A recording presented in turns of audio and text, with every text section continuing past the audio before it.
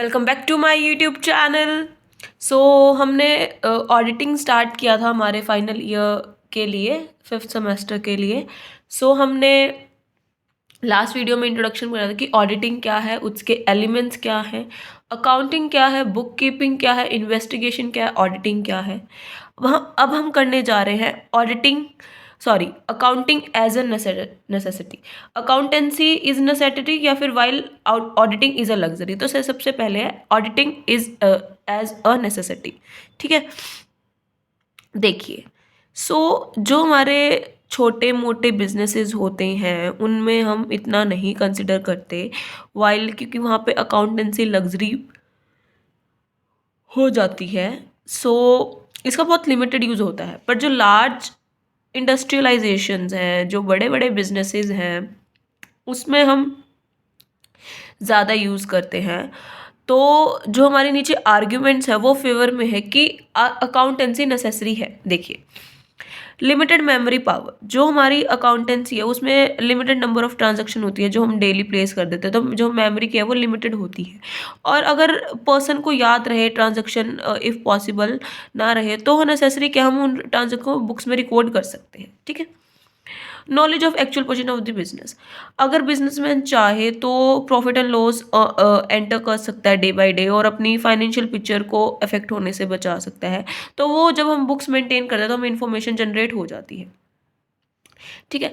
Proof in court, हमारे पास हम जब अकाउंटेंसी प्रिपेयर करते हैं तो हमारे पास कोर्ट में प्रूफ करने के लिए एविडेंस तैयार हो जाता है अगर कोई किसी बिजनेस पार्टी से डिस्प्यूट हो जाए तो। Knowledge of debtor and creditor, अगर हम डेली मेंटेन करते हैं हमारी बुक को, वो नेसेसरी है क्योंकि उससे हमारे डेटर्स और क्रेडिटर का हमारे पास रिकॉर्ड हो जाता है। और हम जब हमें एज अ प्रूफ और एज अ हेल्प हमें वो एविडेंस के तौर पे मिल जाता है जब हमें कोर्ट में अगर हमें किसी पार्टी को डिस्प्यूट करना हो तो।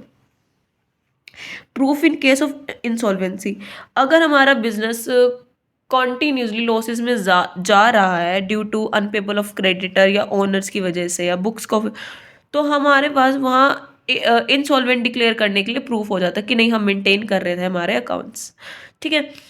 Helpful in assessment of tax, अगर हम जब सेल टैक्स या इनकम टैक्स पे करते हैं तो हमारे पास पूरी फुलफिलमेंट होती है हमारी अकाउंटेंसी को इंडिस्पेंसिबल शो करने के लिए। कंपेरेटिव स्टडी पॉसिबल है, अगर हम डेली अकाउंट्स प्रिपेयर कर रहे हैं, हम इनकम एंड एक्सपोजेस जो हमारे सेल्स परचेज अकाउंट है उनको फिगर आउट कर रहे हैं कॉरेस्पॉन्डली, तो बेनिफिशियल है कि हम फ्यूचर के लिए प्लान कर सकते हैं। कन्वेंस इन बोरिंग, अगर हम कोई भी हमें टाइम रिक्वायर्ड फंड्स की जरूरत है तो हम अपने टाइम पीरियड पे देख के हम उन चीज़ों को एनालाइज कर सकते हैं। ठीक है। Now helpful in scale of business, अगर हमारा बिजनेस लार्ज या स्मॉल है तो हमें वहाँ हमारी वैल्यूएशन करने की बहुत ज़रूरत है हमारी एसेट या लाइबिलिटीज़ को। तो हम वहाँ पे डिफ़िकल्टी अराइज होती है टाइम पर, उस टाइम पर। ठीक है। फ्रॉड होने से हमें सेफ्टी हो जाती है कि अगर हम डेली अकाउंट्स बना रहे हैं और कुछ ना कुछ हम चेकिंग कर रहे हैं तो हमारे पास प्रूफ्स है, हमारे पास एक मेंटेन रिकॉर्ड है, एक सिस्टमेटिक मैनर है, तो वहाँ पे फ्रॉड के चांसेस कम है। और जो कैश और मटेरियल का अपॉर्चुनिटी है एम्प्लॉय की, वो डिक्लेरेशन कम हो जाती है। पार्टनरशिप में काफ़ी ज़्यादा हेल्पफुल करते हैं कि हर एक पार्टनर को एक दूसरे पे ट्रस्ट होना चाहिए। बट जब किसी पार्टनर का एडमिशन होता है या डेथ होती है या फिर रिटायरमेंट होती है या डिसोल्यूशन होता है तो वहाँ पे हमारे अकाउंट्स काफ़ी हेल्पफुल होते हैं। सोर्स ऑफ बिजनेस इंफॉर्मेशन, एक बिजनेस इंफॉर्मेशन का सोर्स है लाइक हमारे मैनेजर्स को, लेंडर्स को, इन्वेस्टर ओनर्स को, पार्टनर्स को, शेयर होल्डर को, वर्कर्स को। तो उन अकाउंट्स का प्रिपेयर करना, इसलिए मतलब इन 12 कारणों की वजह से, इन 12 आर्ग्यूमेंट्स की वजह से हमें अकाउंटेंसी को प्रिपेयर करना बहुत नेसेसिटी है। ऑडिटिंग इज लग्जरी क्यों है? मिस यूज ऑफ मनी, ठीक है, misuse of energy, wastage of time, decrease in the efficiency of employees, irrelevant of auditing.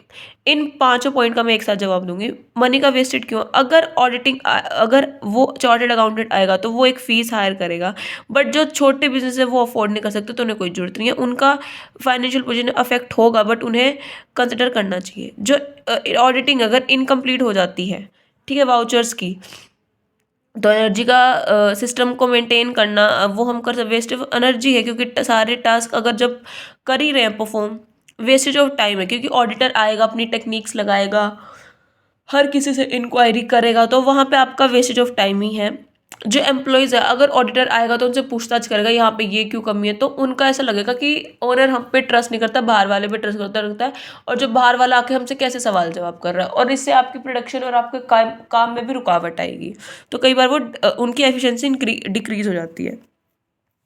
Irrelevant audit, कई बार फ्रॉड्स और एरर है वो अनडिटेक्टेड रह देते, तो उस वजह से जो हमारी ऑडिटिंग है वो इनरेलीवेंट ही रह गई, कोई सिग्निफिकेंस ही नहीं मिला। ठीक है। Scope of edit, scope of edit का क्या क्या मतलब है, इतना बड़ा पैराग्राफ करने की बजाय मैं आपको सीधा सीधे से ये 5 पॉइंट बता देती हूँ। देखिए, आप अपनी अर्थमेटिकल एक्यूरेसी ऑफ अकाउंट्स के एग्जामिन कर पाते हो, अपने बुक्स को एग्जामिन करा के उनके बेसिस पे voucher, invoices, document, subsidy book के बारे में जान पाते हो, एग्जामिन कर पाते हो, वेरीफाई कर सकते हो आपकी एसेट और लाइबिलिटीज बैलेंस शीट में शो हो रही हैं और किस प्रकार से हो रही हैं। एक फैक्चुअल रिपोर्ट मिल जाती है एग्जामिनेशन की आपके क्लाइंट्स के लिए, ताकि आप फ्यूचर में उसके लिए कुछ बेनिफिट्स ले सकें। Limited scope of the auditing are different in different organisation. तो क्या क्या पॉइंट कि आपका ऑब्जेक्टिव क्या है ऑडिटिंग का, आप क्लाइंट को क्या स्पेशल नोटिस देना चाहेंगे आफ्टर ऑडिटिंग, क्या ट्रायल बैलेंस डिस्पेंसरी सी है, अगर क्लाइंट पार्टनरशिप फर्म है या कंपनी है तो ऑडिटिंग या memorandum member of and association का क्या काम है। ठीक है। तो इन सारी चीज़ों को ध्यान में रखते हुए स्कोप हमने 3 पार्ट में डिवाइड कर दिया, private auditing, statutory auditing and government auditing. Private auditing क्या है कि एक ऐसी ऑडिट जो हमारे ऑर्गेनाइजेशन के अंदर होती है, जहाँ पे सिर्फ और सिर्फ लीगल पॉइंट ऑफ व्यू होता है, जहाँ पे हम सिर्फ सोल प्रोप्राइटर और पार्टनरशिप फर्म को ही कहते हैं, ऑडिटर और क्लाइंट के बीच में ही अग्रीमेंट होता है। जो अनस्पेसिफिक अनएबल स्कोप हैं वो स्पेसिफिक ऑब्जेक्टिव से डिटरमाइन करे जाते हैं। ऑडिटर आता अपनी इंटेलिजेंस से, अपनी एक्सपीरियंस के अकॉर्डिंग अपनी रेगुलरिटी दिखा देता है। फॉर एग्जांपल, मैंने कहा जब हम पार्टनरशिप कर रहे हैं तो हमारे पास बहुत सारी चीज़ें हैं स्कोप के लिए। स्टैट्यूटरी ऑडिटिंग में क्या आता है, जो आपकी ऑर्गेनाइजेशन है उसको नेसेसिटी अपने अकाउंट्स को ऑडिट करवाना according to rule, public trust या कंपनीज के अकॉर्डिंग। जब कंपलसरी है तो वो अपने अकाउंट्स को मेंटेन करती है या फिर दिखाते हैं अपने ऑडिटर्स को। वो एश्योर करते हैं कि आपके बुक्स अकाउंट कितने करेक्ट है, कितने प्रॉफिट एंड लॉस अकाउंट में कितना ट्रू है, आपकी बैलेंस शीट्स में एसेट और लायबिलिटी सही है या गलत है। इन सब के बाद वो स्पेसिफाई एक एग्जामिनेशन मिल जाती है, एक रिपोर्ट मिल जाती है और ऑब्जेक्टिव मिल जाता है कि हमने क्यों कराई थी। इन डेप्थ स्टडी हो जाती है आपकी स्टैट्यूटरी ऑडिट में। गवर्नमेंट में क्या होता है, जहाँ पे गवर्नमेंट अकाउंट्स मतलब कॉर्पोरेशंस जो कंट्रोलर होते हैं वो आके चेक करते हैं, like department and corporation of the government examine करते हैं आपके एम्प्लॉयज़ को, और एक एग्जामिन वाले एक रिपोर्ट प्रेजेंट करते हैं जो आपके अकाउंट्स के ऊपर होती है जो उन्होंने रिपोर्ट दी है। ठीक है। बेसिस कंसेप्ट क्या है, इंडिपेंडेंस। जो ऑडिटर है वो कम्प्लीटली फ्री है from pressure from the management, और वो अपना वर्क खुद से करेगा, फ्री माइंड होकर करेगा, एग्जामिन करेगा आपके अकाउंट्स को विदाउट एनी पर्सनल बायनेस, इम्पार्शली। जो भी रिजल्ट होगा वो फेवर में अंगेज में वो खुद ही देगा। एविडेंस एक फाउंडेशन है ऑडिटिंग की। जब ऑडिटर अपना काम करता है या फिर आपके बुक्स ऑफ अकाउंट को एग्जामिन करता है तो उसके पास एक एविडेंस प्रोड्यूस हो जाता है। वो एविडेंस करेक्ट, सफिशेंट और रिलायबल होता है, और आपके वाउचर्स या डॉक्यूमेंट्स के बारे में भी पता कर लेता है, ताकि ऑडिटर के पास एक एप्रोप्रिएट और एक सफिशेंट इन्फॉर्मेशन हो जब एक्वायरी, ऑब्जर्वेशन, एक्सप्लेनेशन हो। ड्यू ऑडिट केयर, जब हम ऑडिटिंग कर रहा होता है वो, तो वो अलर्ट रहता है, उसकी वो अपने एरर्स और फ्रॉड को भी डिटेक्ट करता है, साथ ही साथ ये भी एक्सपेक्ट करता है कि मेरे को क्वेश्चन अलर्टनेस रहे जब मैं काम कर रहा हूँ, ताकि जब मेज़र करूँ अपने वर्क को ताकि वो मुझे एज इट इज़ मिले। एथिकल कंडक्ट है, क्योंकि जो प्रोफेशन है ऑडिटर का वो कोड ऑफ कंडक्ट के अंडर रूल आता है, क्योंकि ऑडिटर किसी चीज़ का गिल्ट लेके नहीं काम कर रहा, उसका वो काम है, उसका वो प्रोफेशन है, तो वो मिसकंडक्ट कर ही नहीं सकता किसी एक दूसरे के खिलाफ। फेल प्रेजेंटेशन क्या होती है, अकाउंटिंग प्रोप्राइटरी। इसमें क्या है, जो फाइनल स्टेटमेंट है वो प्रिपेयर करे जाते हैं यूनिवर्सली कंसेप्ट के अकॉर्डिंग, और वो ट्रू और फेयर फाइनेंशियल पोजीशन बताता है आपके बिजनेस की। एडिक्वेट डिस्क्लोज, जो आपके स्टेटमेंट्स है वो आप ऑडिटर को प्रोवाइड करोगे, कंप्लीट इन्फॉर्मेशन, करेक्ट इन्फॉर्मेशन होगी, और वो आपकी सिचुएशन को बताएगा ऑर्गेनाइज की, ओनर भी एज वेल एज पार्टीज भी। ऑडिट ऑब्लिगेशन, जो ऑडिट एक्चुअल रिस्पॉन्सिबिलिटी है ऑडिटर की, वो यही है कि वो रेस्पॉन्सिबल है टुवार्ड्स द पार्टी। ठीक है। ऑडिटिंग प्रिंसिपल्स क्या है आपके? प्रिंसिपल का मतलब है यूनिवर्सल ट्रूथ, एक रूल और एक स्पेसिफिक मैनर में, according to author view audit principle basic truth which are indicative of the objective auditing, the auditing principle also suggest in many in which the objective of the are to be accomplished. ठीक है। Principle क्या है? Principle of independence. जब आप auditing का work कर रहे हो तो वो सेपरेट है, वो इंडिपेंडेंट वर्क है, उसमें अकाउंट वो एग्जामिन करेगा इंडिपेंडेंटली और अनबाइज्ड मैनर में। ऑब्जेक्टिव है उसका ये कि वो अनबाइज्ड मैनर में करेगा और उसको एक रिलेटेड इन्फॉर्मेशन देनी है कंपनी को कि आप यहाँ पे गलत हो। मटेरियलिटी है क्योंकि वो एरर और फ्रॉड को भी डिटेक्ट करता है, मटेरियल ट्रांजेक्शन को भी डेप्थ में जाके स्टडी करता है सारे अकाउंट की।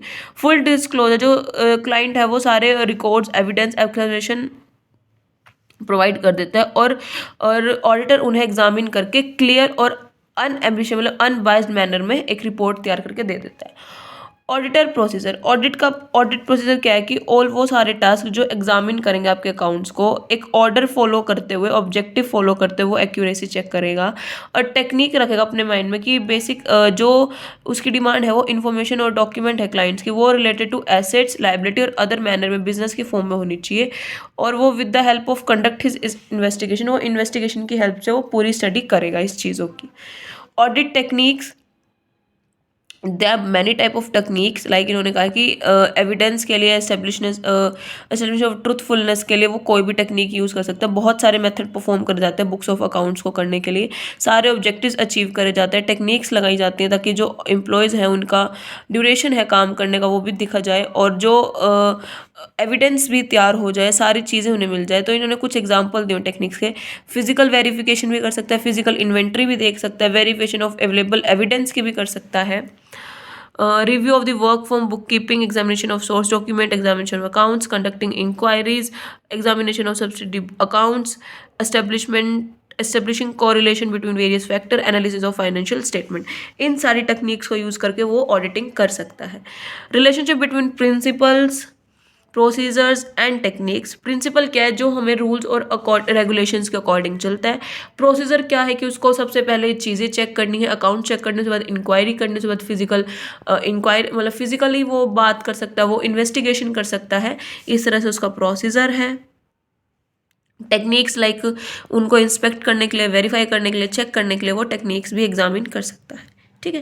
क्वालिटीज़ क्या क्या है ऑडिटर की? सबसे पहले उसको बुक कीपिंग और अकाउंटेंसी की कंप्लीट नॉलेज होनी चाहिए। अगर वो अवेयर ही नहीं है इन सारी टेक्निक से या फिर इन सारी नॉलेज से तो उसका कोई मतलब ही नहीं है ऑडिटिंग का। ठीक है। Knowledge of nature of the business, जिस भी बिजनेस के वो अकाउंट चेक कर रहा है उसे उस बिजनेस के बारे में कंप्लीट नॉलेज होनी चाहिए। एक कॉम्प्रिहेंसिव और कंप्लीट नॉलेज का वो पैकेज हो तभी वो एलिजिबल है ऑडिटिंग के लिए। नॉलेज ऑफ वेरियस एक्ट्स, उसे सारे एक्ट्स की नॉलेज होनी चाहिए। इन्होंने कहा partnership act, companies act, income tax act, factory tax, sale of goods, contract and negotiable act, इन सारी की होनी चाहिए। Expert in the work of auditing, जो वो ऑडिटर है वो एक्सपर्ट होना चाहिए अपने काम में, वो सारी चीज़ों को नॉलेज होनी चाहिए, उसको प्रैक्टिस होनी चाहिए पर्टिकुलर वर्क की जिस फील्ड में वो काम करने आया है। ठीक है। इम्पार्शियल एंड ऑनेस्ट, जो ऑडिटर है वो अपनी ड्यूटीज़ के लिए पूरा ट्रस्टवर्दी होना चाहिए। डायरेक्टली इनडायरेक्टली वो किसी भी पर्सन को इन्फ्लुएंस नहीं कर सकता, उसको अपना काम कंप्लीट करना है और not to certified truth no, कि वो श्योर नहीं है ऐसे नहीं कहना उसको, बस वो एक अपनी ट्रू फैक्ट्स की रिपोर्ट दे, ये नहीं कि अपनी मर्जी से कुछ भी डाल दे। इंडस्ट्रियस, विलिंग एंड क्लेवर, वो बहुत ज़्यादा तेज़, चालाक और चतुर होना चाहिए ताकि वो फ्रॉड्स और एरर को डिटेक्ट कर सके और उस प्रॉब्लम का सॉल्यूशन उन्हें दे के जा सके। किसी को भी ये ना हो कि नहीं उसने तो मतलब किसी की बातों में ना आए। ठीक है। प्रैक्टिकल, जो ऑडिटर है वो प्रैक्टिकल भी होना चाहिए, साथ ही साथ जो उसकी एक्सप्लेनेशन और इन्फॉर्मेशन रिक्वायर्ड है, साथ ही साथ वो अपने फ्रॉड्स और एरर्स को भी डिटेक्ट करे, उनकी इन्फॉर्मेशन पूरी एक्सप्लेनेशन ले, कहाँ डिमांडिंग इन्फॉर्मेशन है, कहाँ नहीं है, कहाँ अननेसेसरी क्लैरिफिकेशन है वहाँ नहीं करनी, जहाँ उसको टाइम लगाना चाहिए वहाँ ज़रूर लगाए और जहाँ नहीं लगाना चाहिए वहाँ वेस्ट ना करें। उसको प्रैक्टिकली डिमांड करनी चाहिए कि मुझे प्रैक्टिकली भी चेक करना है। इंडिपेंडेंट एंड फियरलेस, वो इंडिपेंडेंट होना चाहिए और फियरलेस मतलब उसके अंदर डर नहीं होना चाहिए। उसको एग्जामिन करना अकाउंट हो तो वो करेक्ट होना चाहिए, ट्रस्टवर्दी होना चाहिए, अनबायस्ड होना चाहिए। उसको ये है कि वो किसी चीज़ को छुपाए ना, फ्रॉड और एरर को वो डिटेक्ट करे, उन्हें बताए कि एक्चुअल पिक्चर ये है। वो किसी प्रेशर में आके किसी ट्रुथ को हेर फेर ना करे। ठीक है। सीक्रेसी, जो ऑडिटर है वो उसका राइट टू एक्सेस है कि वो एग्जामिन कर सकता है, उसका काम है कि वो सारी चीज़ों को पूछे कॉन्फिडेंसली और हर उन चीज़ों को डिस्क्लोज ना करे जो किसी थर्ड पार्टी से रिलेटेड है। ठीक है। वो सिर्फ और सिर्फ उस कंपनी के बाद ही बात करे, किसी कंपनी के बाहर की ना करे, जो भी है वो अंदर का ही हो।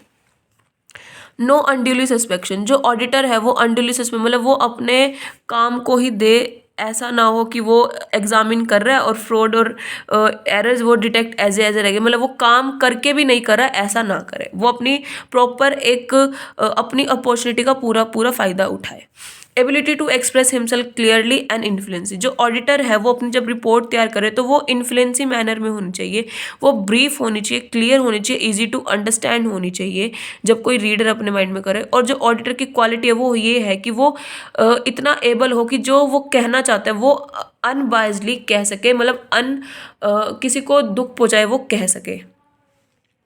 टाइप ऑफ ऑर्डर्स, यहाँ पे ऑडिटर्स सबसे पहले एमेच्योर ऑर्डर, जो एक्सपर्ट नहीं होता बट वो फिर भी ऑडिटरिंग का काम कर सकता है, मतलब कोई भी अपने एफर्ट्स हार्डवर्क लगा सकता है उन बुक्स को ऑडिटिंग करने के लिए। प्रोफेशनल, जो सी होते हैं, जो अप्रूव्ड होते हैं, जिनके पास ऑलरेडी एक लाइसेंस है कि वो ऑडिटर ही हैं। ठीक है। गवर्नमेंट ऑडिटर की एक जो कंट्रोलर ऑडिटर जनरल इंडिया जो गवर्नमेंट अपनी तरफ से भेजेगी उनके कंट्रोल से, सो उसको हम गवर्नमेंट ऑडिटर कहते हैं। तो ऑडिटर एक is a watchman not a behave like a dog, कि ऑडिटर एक वॉचमैन है जिसको बुक्स ऑफ अकाउंट्स पे ऐसे कीपरिंग करनी चाहिए कि वो जो वो कहे बस वही है, ना कि डॉग। वो डॉग नहीं होना चाहिए कि वो सिर्फ और सिर्फ चीज़ों को देख देख के भौंकता रहे, नहीं। He have to like a watchman, he behave like a watchman. ठीक है। सो इसी के साथ आपका चैप्टर नंबर 1 खत्म होता है ऑफ ऑडिटिंग का, जो कि सिर्फ इंट्रोडक्शन था। आई होप आपको ये अच्छे से चैप्टर कवर अप हो गया होगा। अगर फिर भी किसी को डाउट है इस चैप्टर में, यू कैन आस्क मी, मैं आपको क्लियर आउट कर दूंगी और आप मेरी ईमेल पर मैसेज कर सकते हैं। सो वीडियो को लाइक शेयर कमेंट कर देना, चैनल को सब्सक्राइब कर देना। Thank you, have a nice day.